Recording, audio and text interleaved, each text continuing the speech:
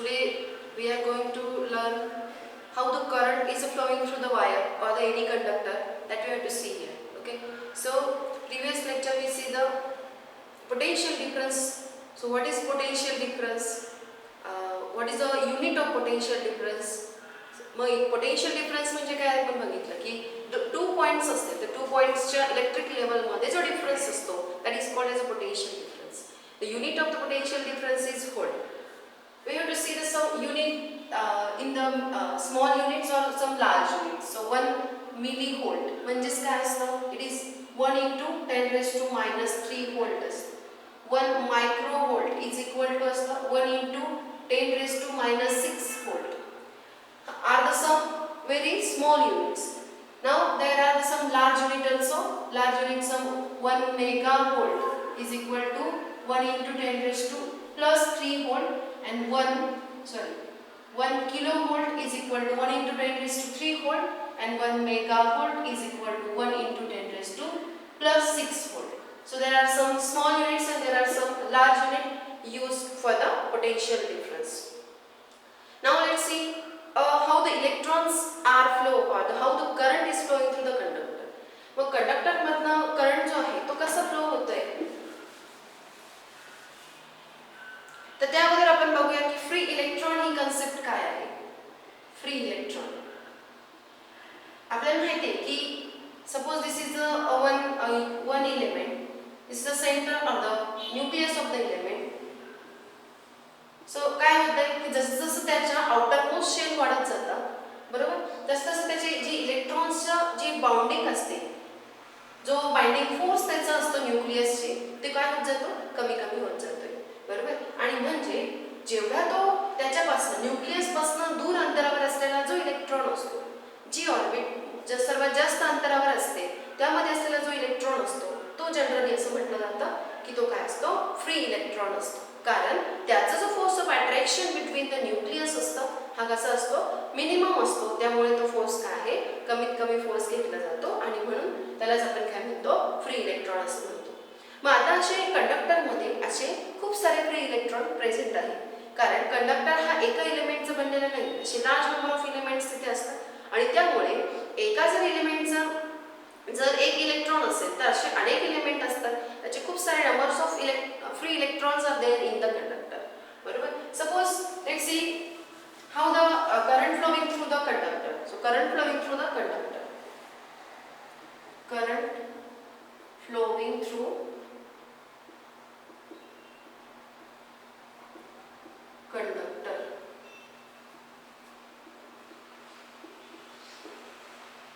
So current flowing through the conductor. Suppose this is a conductor. हा एक conductor आहे पण ह्यामध्ये फ्री ऑफ इलेक्ट्रॉन जर आहे तर ते काय होतात हियर अँड देअर मूव्ह होतात. If this conductor is not connected to the any cell so that there is a no electric current flowing और no electrons are flow through that conductor. म्हणजे एखादा कंडक्टर आहे हा conductor मी सेलला जोडलेला नाही. आपण sale ही concept काय ती अगोदर बघितली. सेलमध्ये काय असतं तर केमिकल रिएक्शनमुळे पॉझिटिव्ह आणि निगेटिव्ह चार्ज सेपरेट होतात आणि पॉझिटिव्ह आणि निगेटिव्ह इलेक्ट्रिक लेवल वाढते आणि म्हणजे पॉझिटिव्हची इलेक्ट्रिक लेवल वाढते निगेटिव्हची कमी होते म्हणजे तिथे पोटेन्शियल डिफरन्स क्रिएट होऊन काय होतं त्या ठिकाणी जर तो सेल एखाद्या कंडक्टरला जोडला तर करंट फ्लो होतो. पण समजा हा कंडक्टर आहे या कंडक्टरला आपण सेल जोडलेला नसेल तर यामध्ये फ्री इलेक्ट्रॉन्स काय होतात तर यामध्ये जे फ्री इलेक्ट्रॉन्स असतात हे free electrons here and there move होतात. हियर अँड देअर मूव्ह झाल्यामुळे त्यांचा जो नेट फोर्स होतो त्यांच्यावरती ऍक्ट होणारा तो काय झाला झिरो फोर्स ऍक्ट झाला. मग झिरो फोर्स ऍक्ट होतो आणि त्यामुळे हे इलेक्ट्रॉन कोणत्याच डिरेक्शनला मूव्ह होत नाहीये बरोबर कारण त्याला काहीतरी सपोर्टिंग फोर्सच नाही. जेव्हा एखाद्या गोष्टीला आपण फोर्स अप्लाय करतो तेव्हाच ती मूव्ह होते बरोबर. इथे आपण फोर्सच अप्लाय केले नसेल तर हे मूव्ह होणार नाही. पण समजा आपण काय केलं असंच एक कंडक्टर आहे आणि ह्या कंडक्टरला जर आपण काय केलं if we connect the cell to आपण जर त्याला काय केलं सेल कनेक्ट केला तर हा सेल आहे हे सेलचा सिम्बॉल असतो. याचं मोठं टर्मिनल जो असेल तो पॉझिटिव्ह आणि जे छोटं टर्मिनल आहे त्याला निगेटिव्ह मानलं जातं. So it is denoted by the positive and negative.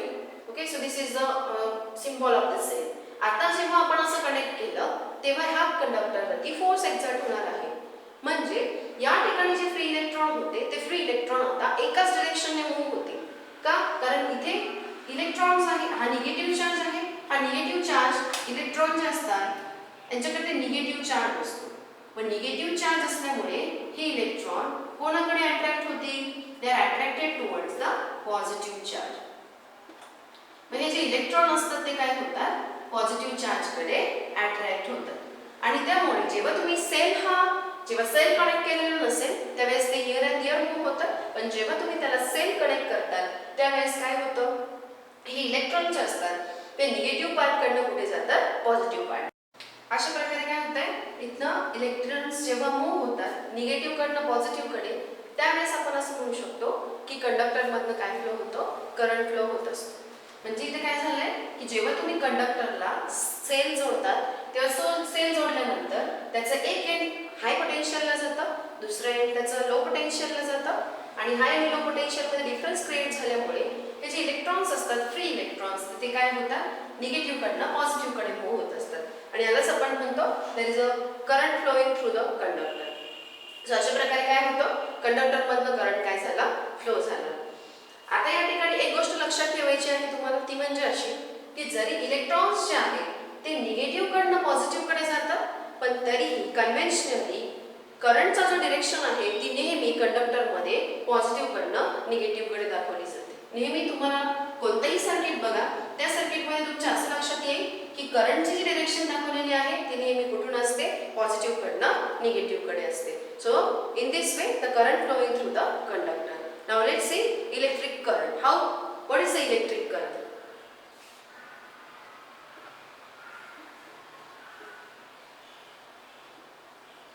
आता इलेक्ट्रिक करंट आपण कशाला म्हणणार? की जेव्हा फ्री इलेक्ट्रॉन्स जे आहेत ते कंडक्टरमधनं मूव्ह झाले, बरोबर? जेव्हा आपण त्याला सेल कनेक्ट करतो तेव्हाच आपण म्हणणार की तिथनं काय झाला? करंट हा फ्लो झाला. So the electric current is a flow of electrons through the conductor. Electric current is nothing but the flow of electron through the conductor. त्यालाच आपण काय म्हणतो? करंट असं म्हणतोय. So quantitatively the current is defined as the charge passing through the conductor in the unit time. पण definition देताना आपल्याला करंटची डेफिनेशन ही प्रॉपरली द्यायची. तर current is denoted by the letter I. Current हा आय ने डिनोट केला जातो. So the current can be defined as the number of charge passing through the per unit time. म्हणजेच काय? Number of charge. चार्ज म्हणजेच काय? Charge passing through the per unit time. So charge is Q.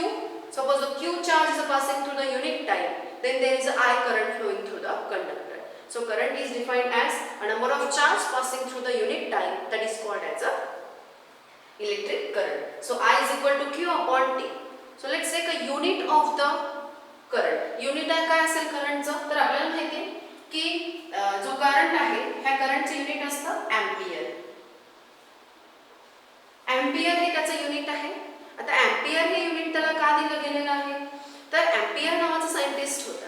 या ampere नावाच्या सायंटिस्टने खूप मोठ्या प्रमाणावर electricity, French mathematician आणि सायंटिस्ट होता एम्पियर. त्याने काय केलं होतं? तर सर्वात अगोदर कंडक्टरमधनं इलेक्ट्रिसिटी कंडक्ट कशी होते हे त्याने सर्च केलेलं होतं. आणि म्हणून त्याच्या ओनरसाठी ह्या जे करंट आहे याला युनिट काय दिलं? एम्पियर. मग त्याचं युनिट काय आहे? 1 एम्पियर इज इक्वल टू चार्जचं युनिट असतं coulomb. So 1 coulomb upon per second, 1 second. Okay. So 1 एम्पियरची आपण डेफिनेशन सांगू शकतो.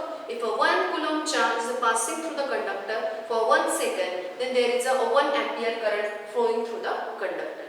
म्हणजे जेव्हा तुम्ही कंडक्टरमधनं 1 कुलोम चार्ज जर पास केला 1 सेकंदासाठी तर त्यातनं किती करंट फ्लो होईल? 1 एम्पियर करंट हा फ्लो होत असतो. So this is the definition of 1 ampere current. हे पेपरला विचारलं जातं. So you have to remember this. 1 ampere is equal to 1 coulomb per 1 second. In this also some small units and some large units. So current जो आहे तो खूप large units मध्ये नसतो.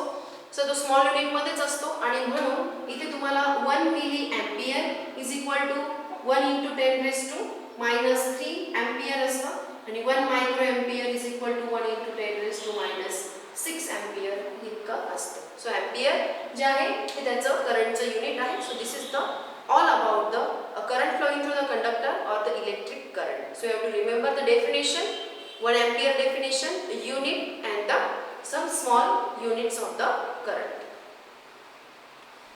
Okay, let's see some solved example on the current. So example is a current of 0 0.4 ampere that is flows through the conductor for 5 minutes. How much charge will have passed through the conductor? So इथे तुम्हाला दिले current I is equal to 0.4 ampere. Then time t is equal to 5 minutes. That is equal to 5 into 60. So it is 300 second. So how much charge will have passed through the conductor? So किती charge pass झाला? Q is equal to find out करायचं. So we know that I is equal to Q upon T. So Q is equal to I into T. Q is equal to I is equal to 0.4 ampere into time is 300 second. So Q is equal to 4 3s are 12. 20 and 1 decimal point. So it is Q is equal to 120 coulomb. So a 120 coulomb charge is a passing through that conductor. So this is the example and this answer. Now let's see the another point, that is resistance. What is resistance and resistance Ohm's law. So resistance म्हणजे काय आणि त्यावरती base असलेला Ohm's law हा काय आहे हे आपण इथे बघूया. कारण इथे करंट आपण बघितला, करंट त्यावर आपण पोटेन्शियल डिफरन्स बघितला.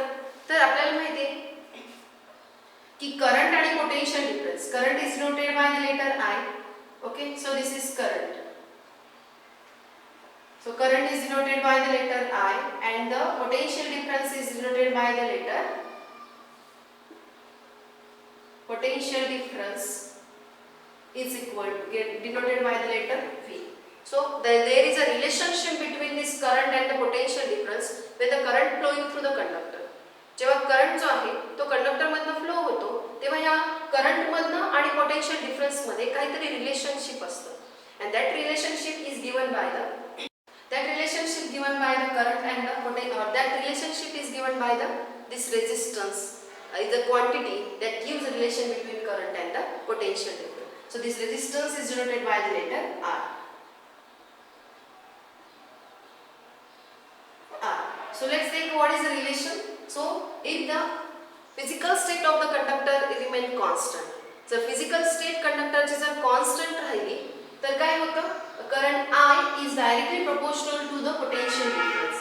जे I is directly proportional to काय असतो V. कधी जेव्हा physical state of conductor काय राहते constant राहते. मग constant असेल तर I is directly proportional to काय असेल V असेल. आता माहिती आहे जेव्हा आपल्याला proportionality साइन काढायचं असतं तेव्हा तिथे काय करतो आपण काहीतरी constant घेतो.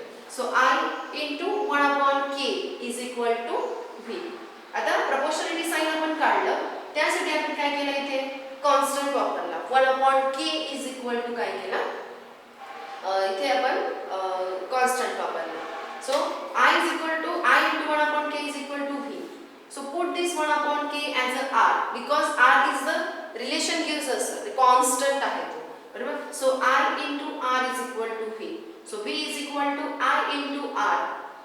This is the relation and that is give the value of the resistance or this is called as a Ohm's law. यालाच आपण काय म्हणतो Ohm's law असं म्हणत असतो. Okay, so R is equal to काय आला V upon I. So this is also a formula of the resistance, that potential difference upon the current. But now we have to say what is the Ohm's law. मग हा Ohm's law आहे हे तुम्हाला दिसतंय इथे, पण आपण तो स्टेटमेंट मध्ये आपण कसं बोलू शकतो. What is Ohm's law? So Ohm's law काय असेल, potential difference this is a law that gives us a value of resistance and that is proportional to the potential difference and the current. म्हणजे Ohm's law हा असा law आहे की तो आपल्याला काय करतो रेझिस्टन्सची व्हॅल्यू देतो बरोबर. रेझिस्टन्सची व्हॅल्यू देतोय आणि पोटेन्शियल आणि करंट रेझिस्टन्सचं रिलेशन आपल्याला दाखवतो. That is called as a Ohm's law. Now we know that the unit of the resistance is ohm. आता ओहम नावाचा हा जो सायंटिस्ट होता त्या सायंटिस्टच्या ऑनरसाठी त्याला नाव दिलं गेलं ओहम असं. मग ओहम जे आहे so we know that potential difference unit असतं व्होल्ट. पोटेन्शियल डिफरन्स युनिट असतं व्होल्ट. ओके, सो ओहम जे आहे 1 ओहम हा असा पण लिहिला जातो आणि तो तुम्हाला साइन मध्ये पण लिहिला जातो. सो साइन असं असतं, या साइनला ओहम असं म्हटलं जातं. So this ohm is equal to 1 volt upon 1 ampere. So 1 ohm is equal to 1 volt upon 1 ampere आहे. मग आता आपण त्याला याची डेफिनेशन 1 ohm रेझिस्टन्स ह्या तुम्हाला पेपरला विचारलं जाऊ शकतो. What is 1 ohm resistance? 1 ohm resistance म्हणजे काय असतो, when if the 1 ampere current flows through the conductor and a 1 volt potential difference, when the 1 volt potential difference is length the current और the resistance of that conductor is 1 ohm. म्हणजे एखादा conductor जर असेल तर त्या कंडक्टरमध्ये जर 1 ampere current flow होत असेल, जेव्हा त्याला 1 व्होल्ट इतका पोटेन्शियल डिफरन्स दिलेला असेल तर त्या जो कंडक्टर आहे त्या कंडक्टरचा रेजिस्टन्स असतो 1 ohm resistance. Okay, so this is a 1 ohm resistance. ही 1 ओहम रेजिस्टन्सची डेफिनेशन आहे, ही पेपरला विचारली जाऊ शकते. ओहम हे रेजिस्टन्सचं युनिट आहे, एसआय युनिट, हे पण तुम्हाला लक्षात ठेवायचं आहे. त्यानंतर ओहम्स लॉ काय आहे?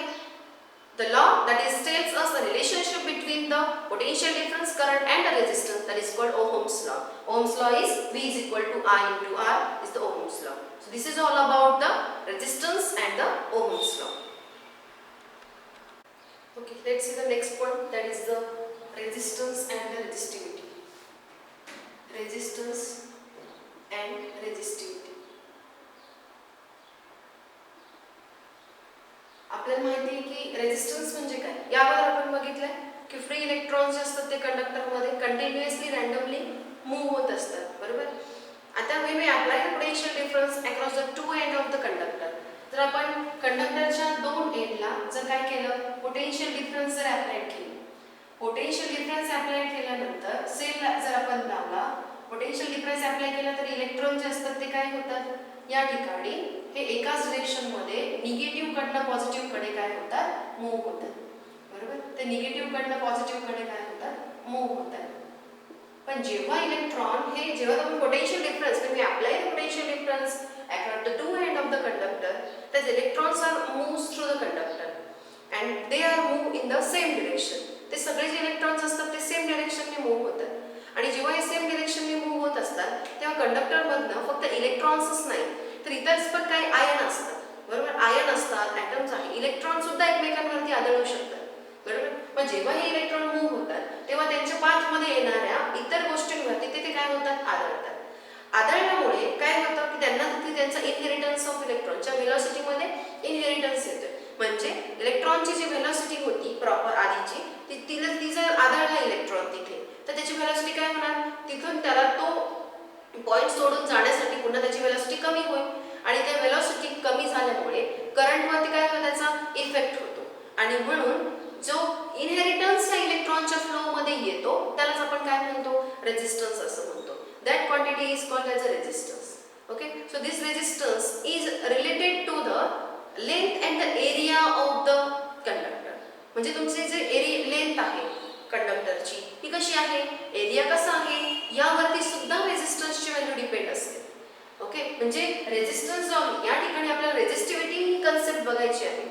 रेजिस्टन्स म्हणजे काय हे समजलं तुम्हाला की समजा इलेक्ट्रॉन्स एखाद्या आयनवरती जर आदळला, बरोबर. आदळल्यामुळे काय होतंय की त्याला समजा इथे आदळल्यामुळे इथून त्याच्या जाण्यासाठीचा फ्लो काय झाला, स्टॉप झाला. स्टॉप झाल्यामुळे तो इथून होऊन इकडे झाला.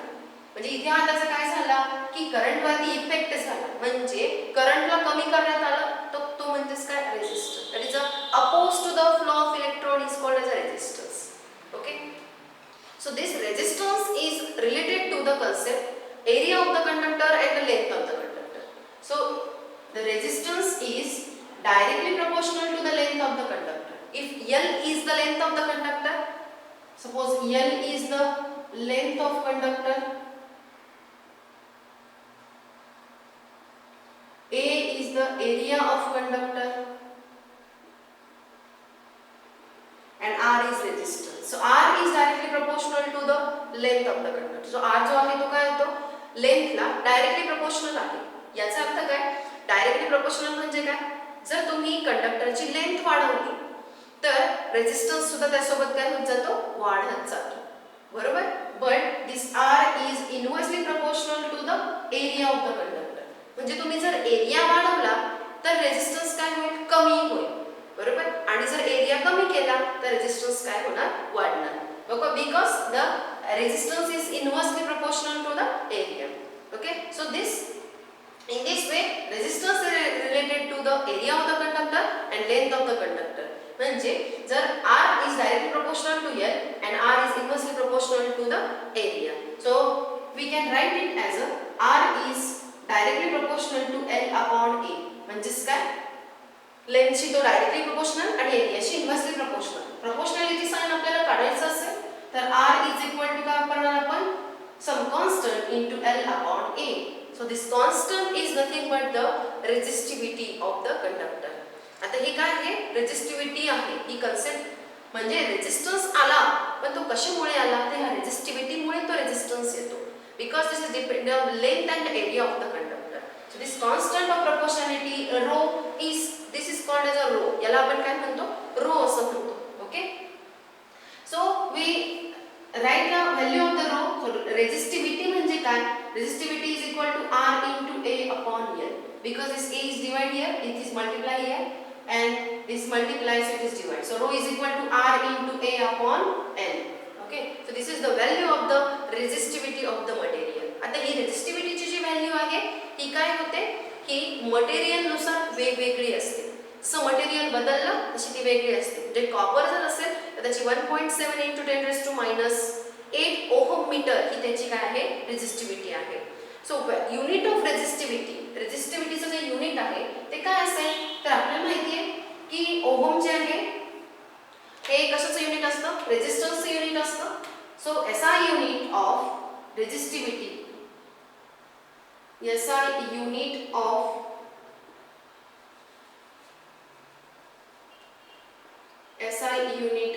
resistivity. So SI unit of resistivity काय असेल? रेझिस्टन्स युनिट आहे ओहम, एरियाचं युनिट असतं मीटर स्क्वेअर आणि लेंथ युनिट आहे metre. So metre metre get cancel. So SI unit of resistivity is ohm metre.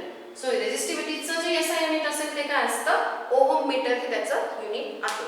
So this is the resistivity. म्हणजे resistivity जी आहे यावरती स्पेसिफिक मटेरियलची रेझिस्टिव्हिटी काय आहे यावरनं आपण तिची मटेरियल जे आहे ते चूज केलं जाते किंवा डिफरंट रेझिस्टिव्हिटी असलेले मटेरियल हे आहे त्या आपल्याला कोणत्या पर्पजसाठी पाहिजे यावर आपण त्याची रेझिस्टिव्हिटी काय हे ठरवून घेऊ शकतो. आणि लक्षात घ्या यावरून आपल्याला कंडक्टरची रेझिस्टिव्हिटी, रेझिस्टन्स, तो किती कंडक्टर करंट फ्लो करू शकतो, किती पोटेन्शियल डिफरन्स देऊ शकतो यावरून हे आपण ह्या ठिकाणी बघू शकतो. Okay. So this is the resistivity.